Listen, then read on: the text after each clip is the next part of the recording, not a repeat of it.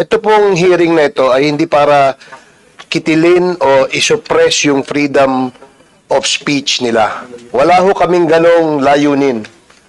Ang layunin po natin dito ay gawan ng pulisiya ang paggamit ng social media platforms.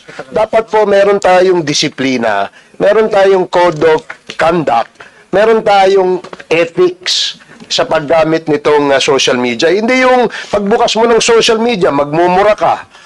Meron dyan, nagso-social media, nagbablog, walang ginawa araw-araw kundi manawagan ng kaguluhan sa ating bansa, nananawagan ng people power, nananawagan ng kudeta. Yung ba ay tama, Mr. Chair?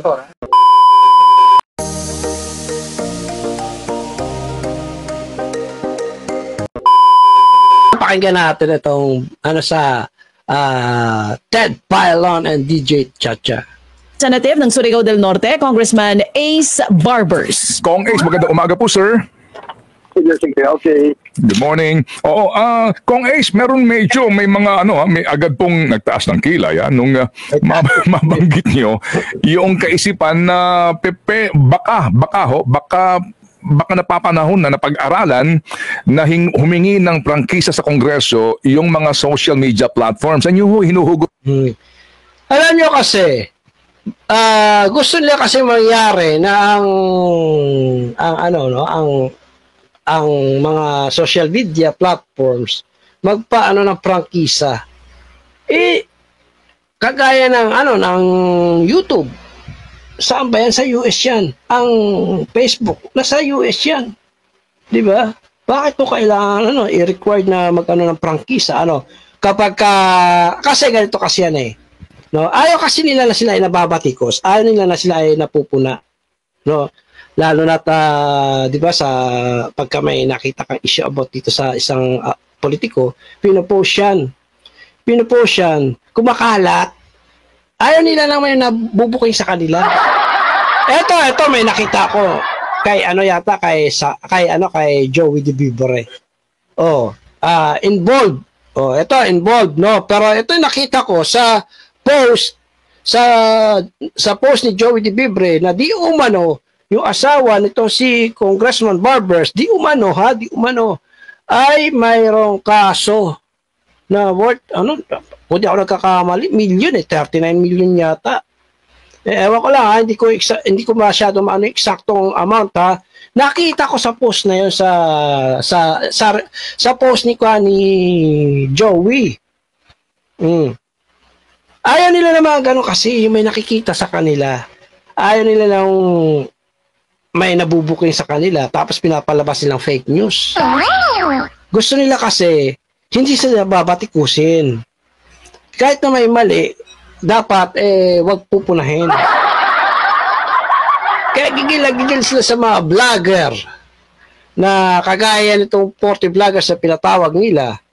Na kung tutuusin naman hindi naman talaga fake news kasi may mga naman sila, may mga talagang pruweba talaga na totoo yung kanilang kinukuhan,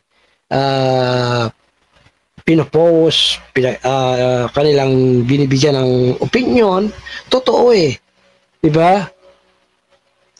Gaya nung pumutok yung issue na kung saan nga daw na itong kapatid yata ni Congressman Barbers ay sangkot sa ng droga. Kumalat sa social media yun mga kababayan yung mga post ni na Kimbo ni Abante tungkol dyan sa kanilang mga mga ala-alahas, mga gamit na talaga na mamahalin, sasakyan na mamahalin, sa post nila sa kanilang social media account. Ngayon, ang ginawa ng mga kababayan natin, nakita, ni-repost ngayon. Kumalat ngayon yun. Then, ang tanong, saan nila kinuha yung kanilang mga pinambili doon sa kanilang mga gamit na yun? Diba? Bakit hindi nila ipaliwanag? Ano ba naman ang trabaho nila? Hindi isa nila lang natin pagiging pero magkano ba ang sahod ng congressman para makabili sila ng ganong klaseng kamahal na mga sasakyan, mga talagang di kalibreng gamit, bag, alahas, relo, damit. na talaga namang mamahalin. Samantalang sumasahod ka lang ng nasa 200 to 300,000 pesos a month bilang mambabatas. Paano mo na-afford yung ganon? Sila rin naman may kasalanan kasi pinupost nila sa kanilang social media account, pinagmamalaki pa nila, di ba? O, ngayon, nung nakita ng netizen, siyempre, i-repost nila yan, i-share hanggang sa kumalat ng kumalat. O, ayaw nila lang mga nabubuking kanila mga tapos palalabasin nila na fake news, no? Nagpapakalat ng fake news itong mga vlogger, mga DDS vlogger. Wala ang fake news eh. Kung meron naman sila na pagkukunan ng bakit hindi tumalo yung mga vloggers dyan sa kanilang hearing sa TRICOM? Kasi nga, natatakot, no, na walang magagawa pagka pinaset in contempt nila, ipapakontempt nila, yun ang naisip nila eh. Meron actually yung lumabas na may pinost si Joey Bibre, mga kababayan, doon sa kanilang na yon na naka-specify doon yung magiging ng pag-contempt. Mukhang si Joey Bibre talagang pinag-iinitan eh. Sabi pa, mukhang ikaw talaga ang kursunadang i-contempt. Di ba nakakadalang hearing na sila pero wala naman talaga nako-contempt.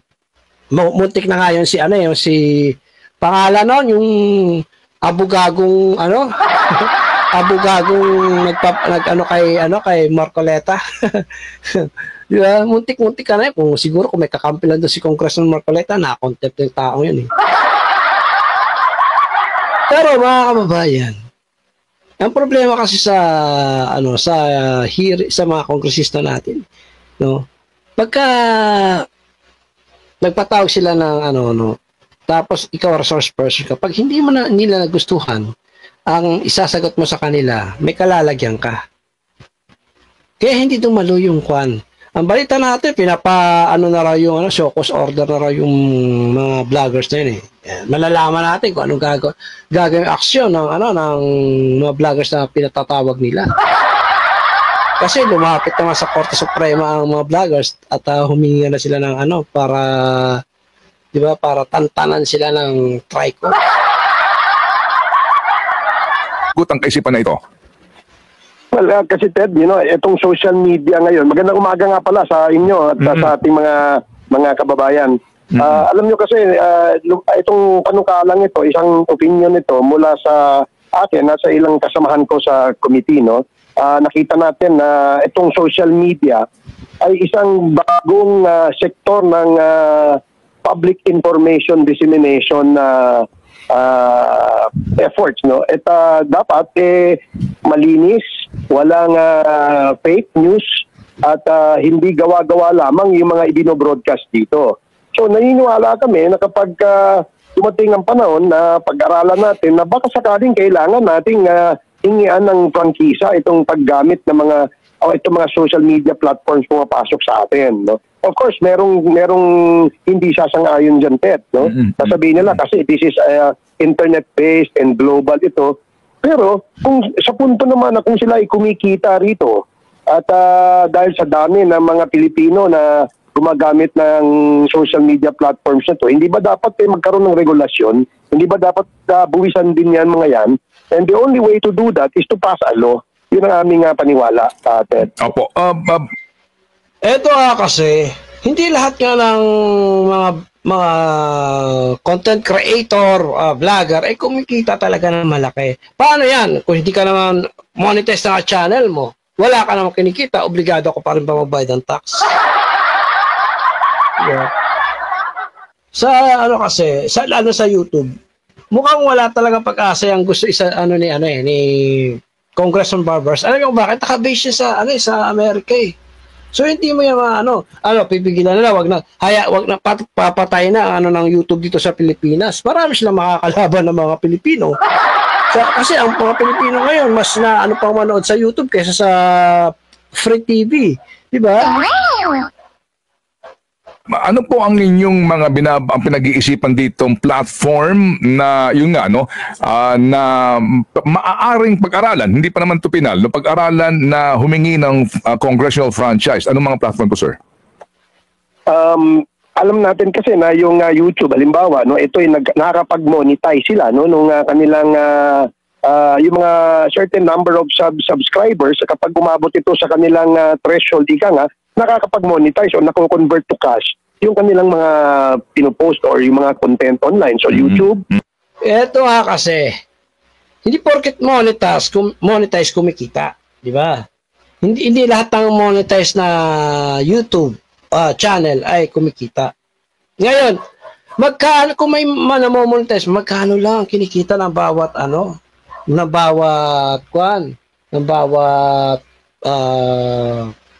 vlogger o no? Kasi mga kababayan, sa totoo lang po, ang bawat sinasahod ng vlogger ay may kaltas na rin yan ng ni YouTube. May tax ng kinakaltas si YouTube diyan. So, kung let's say, ang sasahurin mo is 10,000, matik yan. Kakaltasan na yan ni YouTube. So, magkano na lang yung sasahurin mo kung sa, yun. Wala nang 10,000. Bukod doon, sa bangko pa, may kaltas din. So, doble-doble. Tapos, kakaltasan pa ng gobyerno natin, magkano lang matitira sa mga vlogger. Diba? Magkano lang mapupunta sa mga vlogger? Ang yun na lang siguro, no?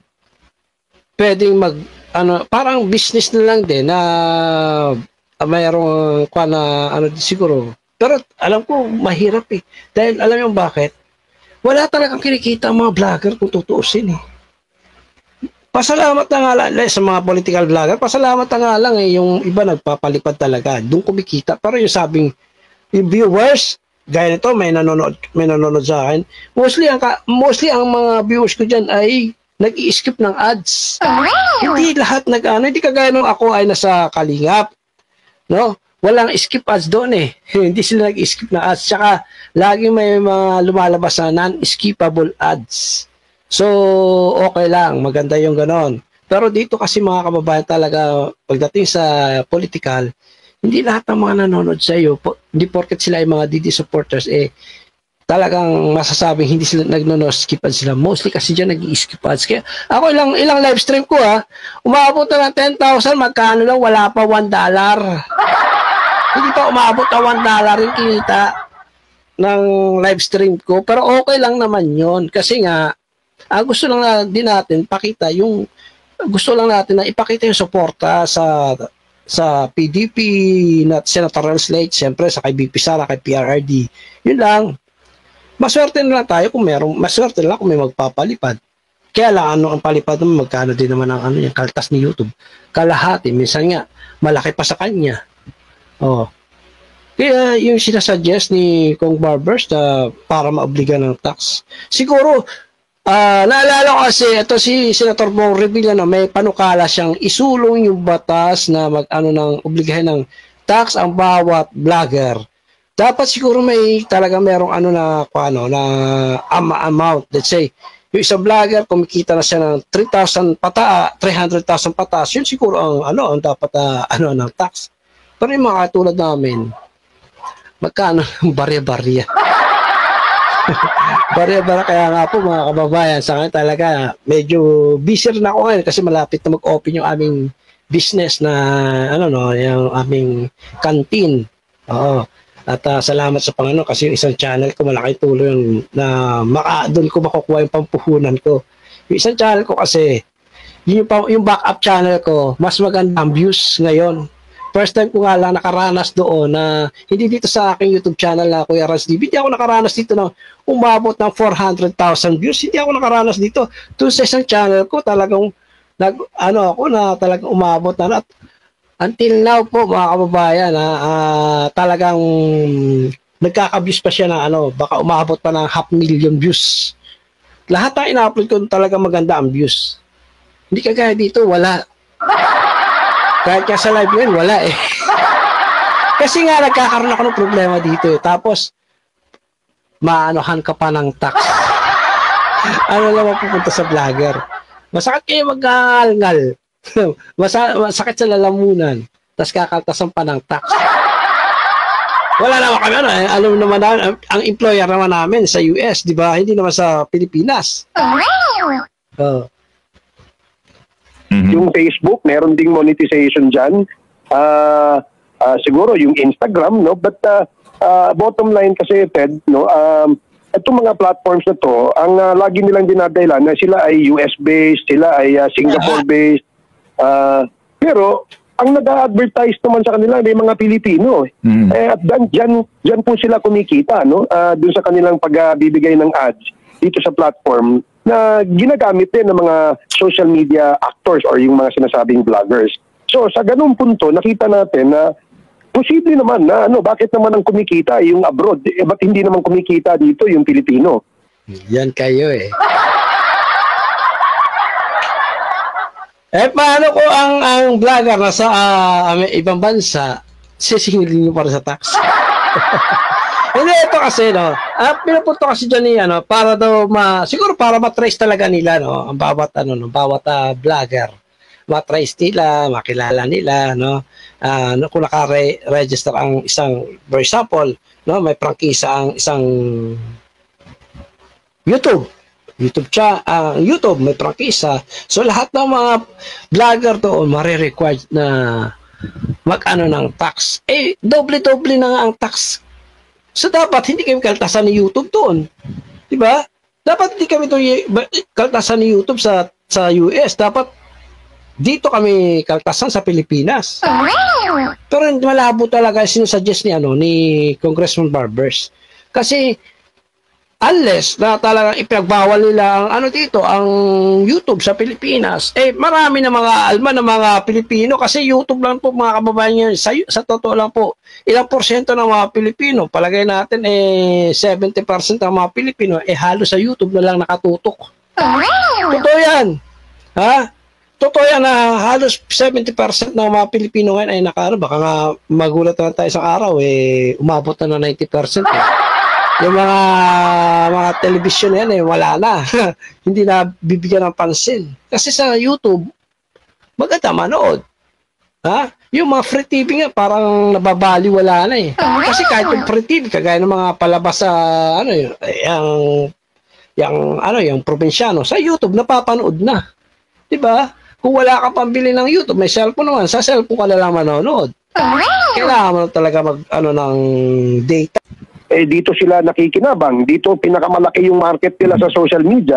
Siguro tama lamang na pag-aralan natin na paano bang makikinabang ang Pilipino dito sa mga social media platforms na ito. Opo. Yan po yung usapin po ng taxation and the payment nga ng corresponding fees para po sa kanilang kinikita habang they are operating sa Philippine setting. Pero kapag pinag-usapan na natin kung yung franchise, di ba sa franchise ng TV stations, may mga kulatilya yan, di ba? Yung mga meron ka dapat nasundin ng mga patakaran, etc. So, magkakaroon rin po ng ganun kung sakasakali.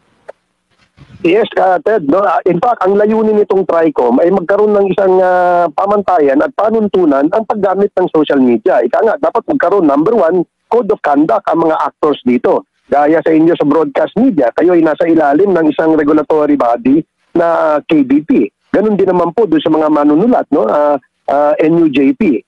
In fact, kahit nga po sa advertising, may advertising board that regulates and disciplines yung mga members that they see that are violating yung kanilang mga panuntunan. So itong mga patakaran na ito dapat magkaroon maging gabay doon sa mga gumagamit ng social media. At kapag ito yung na-violate o naabuso siguro may karampatang ding mga penalties ito, Ted. Para SMNI. Para SMNI channel. Ayun, indefinite suspension. Yun ang gusto nila kasi mangyari. Na kapag meron ka nila bag, ayaw kasi nila yung binabati ko sila Ang pinapalabas sila fake news. Yun ang problema. Kung wala naman nakikita bali sa kanila, wala nang pupunahin, di ba? Actually, kahit nga paano ni Digong marami pumupuna kay Digong, kahit nga mga supporters ni Digong pinupuna siya Pero never tayo nakarinig ng complaint sa kanya. Ano sagot ni Duterte?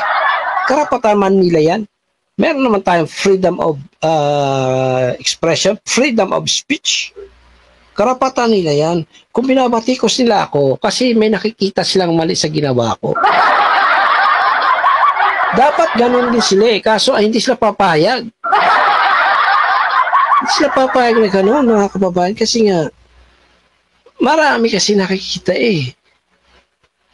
Magpo-post-post sila dyan, mga alahas sila, mga sasakyan nila. Tapos, pag nirepost, pinuna ng mga vloggers.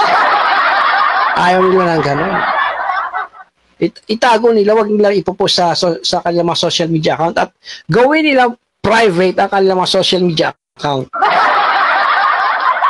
Okay, sige po. Well, ito naman po ay kaisipan pa lamang, ano ho, at of course, definitely subject to further studies ito. Ito ho bang, ito ba ay nabubuo, may draft na ho ba na panukala ito na maaring umabot hanggang 20th Congress? Kayo ho ba'y meron pang isang term, Congressman? Wala na, Ted. No? Ako'y graduate na. Hindi na po ako kandidato. Wala po akong tatakbuhan sa ngayon. Ito namang panukalang ito, sana maipasa ito bago mag-CNDA adjournment ang 19th Congress. Pero kung hindi naman po, malamang ipagpapatuloy din po ito sa next Congress. Para naman po ito sa ating lahat. Ayaw po natin kasi na, Ted, no, araw-araw may nagmumura. No? Alam natin ang ating mga buti lang ako talaga hindi ako nagmumura. Buti ako hindi ako nagmumura. Alam mo yung mga nagmumura sa kanilang YouTube channel. Actually, hindi naman nila inaasahan ang kanilang mga YouTube channel. Isang kilala ko dyan talagang, idol ko rin yun eh. Si Boss Dada, malupit yun. Malupit yun si Boss Dada, talagang, nakaw, maliligo ka sa mura. Yan talaga isang bagay na hindi ko rin ginagawa. Magmura. Hindi ko kasi nakasanayan yun. Although minsan expression ko yan eh. Yung pagmura. Pero hindi ko nakasanayan. Dito sa channel ko, hindi ko ginagawa yan. Ayaw kasi nila minumulti na yun si Joey Di Bibre. Galit si Congressman Abante. Minsan kasi, no, may mga tao kasi na napapamura dahil hindi na gusto yung nangyayari. Diba? Kaya minsan yung tao napapamura kasi nga may mga nakikita mali sa kanila na hindi na nang gusto ng mga Kaya napapamura na talaga eh. Pataan meron pong access sa social media. Buti nga sana kung nagmumura lang. Yung iba dyan, nananawagan ng kaguluhan, nananawagan ng people power, o hindi kaya, nananawagan ng kudita. Sino? Ito ba yung mga papayagan sa paggamit, sa mga gumagamit ng social media platforms na ito? Sino yung nanawagan ng kudita ng people power? Si Maharlika, kilala ko yun. Si Madam Maharlika. Ay, wala, hindi talaga kaya si Madam Maharlika alam niyo naman talagang yung bunga talagang grabe yun eh. Wala talaga kayo makagawa doon. I think, no, dapat ito ay magkaroon ng isang patakaran at panuntunan. Kasi ito isang industriya natin at hindi ito birong industriya, bilyong-bilyong piso ang umiikot dito. And I believe, no, na dapat ma-regulate ito ng gobyerno. Gaya rin sa prangkisa na binibigay sa TV stations at radio stations. Okay, sige po. That is duly noted, Mr. Chair, na inyo pong na inyo pong kaisipan namin yun, kumbaga pag-isipan, pag-aralan at pag-usapan. Hindi pa naman. Pero alam na malabo yan. Malabo yan kasi unless siguro na ipagbawal talaga nila na mag-ano ang YouTube dito.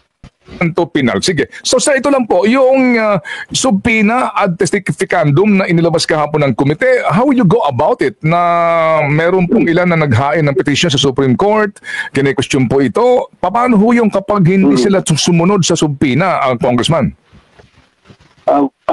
Ayon po sa rules ng Kongreso, Ted, no, kapag meron pong hindi pagsunod o pagrespeto sa mga imbitasyon, lalong-lalo na itong subpoena, meron pong karapatan ang komite na mag-cite in contempt dun sa mga taong hindi tumugon, no, dun sa ating imbitasyon at hindi rumespeto sa rules ng mababang kapulungan. And because meron pong pending petition before the Supreme Court, kami naman po, kung mauuna po yun, re-respetuhin namin kung ano man po yung magiging decision dyan sa kanilang inihaing na petition sa Korte Suprema. Pero in the absence of the ruling sa petition na yan, dapat po siguro tumugon sila. Although may argument yung iba, sinasabi nila kapag sila ay humarap sa mga pagdinig na ito, moot and academic na yung kanilang petition. May punto rin po. Kaya, Ang problema lang kasi dito kay Congressman Barbers, no? Sabi niya doon sa kanyang kapot, ang yabang-yabang yun, tapang-tapang yun. Takot naman kayo humarap dito. Yung para bang naghahamon siya doon sa sinabi niya, no? Yun yung aking obserbasyon, ha? No? Kasi nga, dyan sa, home court yan eh, teritoryo nyo yan eh. Matapa kayo dyan. Pero siguro kung dadaan talaga sa tamang, sabi nga ng isang ex-militar, no? Kung mag-imbita kayo, subukan nyo sa labas, wag dito sa loob, dyan sa loob ng kanyo, para magkaalamanan talaga. Di ba? Kahit di ba kay Grijaldo, ganun ang ginawa nila eh. Ang tapang-tapang, sino ba pinagmamalaki mo, di ba? Naalala yung sinabi ni Barbers. Yun ang problema sa kanila. Dinadaan din nila sa Kaya ayaw humarap ng mga pinapatawag nilang mga vloggers kasi nga, natatakot na baka nga naman sila ay ipaset in contempt. kaya nga magandang pinag-aaralan at pinag-uusapan po ito. Okay. Kailan po ang inyong next hearing, Congressman? Wala pa pong na-set na schedule kagahapon. Mag-uusap po ulit yung tatlong komite, yung chairman ng tatlong komite. Sila po magsiset. Opo, kung kailan ang next hearing po ninyo. Okay, sige po. So, Kong A, salamat sa inyo pong panahon at maliwanag sa importanteng isyong ito. Salamat, sir. Maraming salamat, Ed, and more power sa iyong program. Opo, thank you. Si Congressman Ace Barbers po, ang isa sa mga committee actually nung Quadcom, pero ngayon po, tri-committee ho naman ito na nag-iimbestiga dito po sa sinasabi nga pong usapin tungkol sa paglaganap ng fake news at paggamit po sa new media.